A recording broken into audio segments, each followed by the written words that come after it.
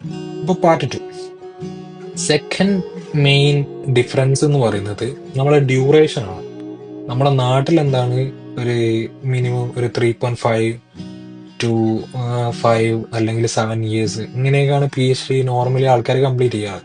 Normally ഒരു average എന്ന് പറയുന്നത് കൂടുതൽ പേരും 5 ഇയർ കൊണ്ടാണ് കംപ്ലീറ്റ് ചെയ്യാറ്. കാരണം 5 ഇയർ വരെ നമുക്ക് PhDയിൽ സ്റ്റൈപ്പൻഡ് കിട്ടും. 5 ഇയർ കഴിഞ്ഞാൽ നമ്മുടെ കയ്യിൽ നിന്ന് ഫണ്ട് ഇറക്കിയിട്ട് വേണം ബാക്കിയുള്ള PhD റിസർച്ച് ഉണ്ടെങ്കിൽ അത് കംപ്ലീറ്റ് ചെയ്യാൻ. അപ്പോൾ പൊതുവെ ആൾക്കാർ ആവറേജ് ഒരു 5 ഇയർ ആണ് പിടിക്കാറ്.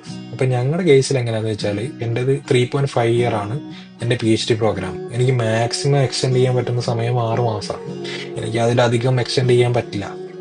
അപ്പൊ അഥവാ നമുക്ക് എന്നിട്ടും നമ്മുടെ പണിയൊന്നും നടക്കുന്നില്ലെങ്കിൽ നമ്മളോട് പറയും, പോയിക്കോളാൻ പറയും നമ്മളോട്, മതി ഇവിടെ നിന്നത്, അല്ലെങ്കിൽ നിനക്ക് വേണേൽ മാസ്റ്റേഴ്സ് തരാം, മാസ്റ്റേഴ്സ് റിസർച്ച് തരാമെന്ന് പറഞ്ഞിട്ട് അങ്ങനെ പറഞ്ഞേക്കും. ഓക്കെ, അതാണ് സെക്കൻഡ് ഫാക്ടർ.